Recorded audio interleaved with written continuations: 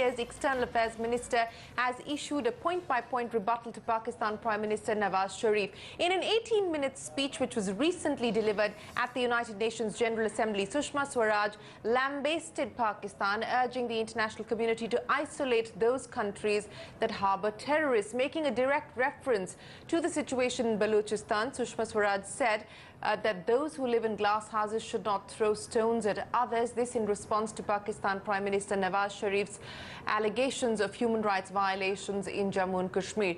Swaraj also made it clear that India never set any preconditions for talks with Pakistan. In fact, she went on to say that India extended a hand of friendship to Pakistan, and in return, India has received one terror attack after another.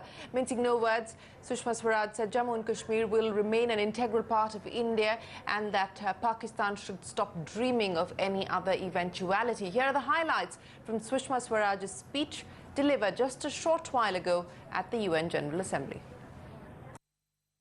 दुनिया में ऐसे देश हैं जो बोते भी हैं तो आतंकवाद, उगाते भी हैं तो आतंकवाद, बेचते भी हैं तो आतंकवाद और निर्यात भी करते हैं तो आतंकवाद। आतंकवादियों को पालना कुछ देशों का शौक बन गया है।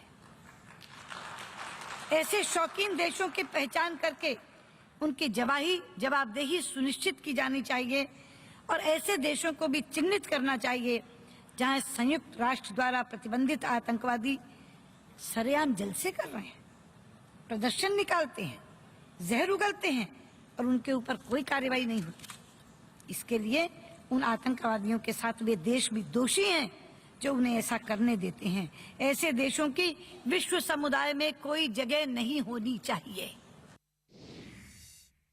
पाकिस्तान के प्रधानमंत्री ने भारत के संबंध में दो बातें कही जिनका जवाब देना चाहूंगी।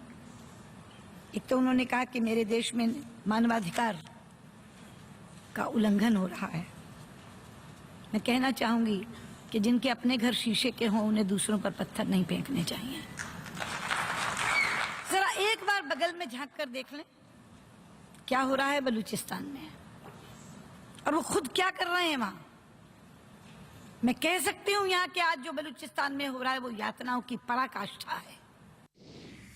पाकिस्तान ये समझता है कि इस तरह की हरकतें करके या इस तरह के भड़काऊ बयान देकर वो भारत का कोई हिस्सा हमसे छीन सकता है।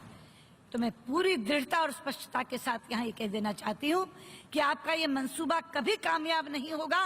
कश्मीर भारत का अभिन्न हिस्सा है, जम्मू कश्मीर भारत का अभिन्न हिस्सा है और अभिन्न हिस्सा रहेगा। इसलिए ये ख्वाब देखना छोड़ दें।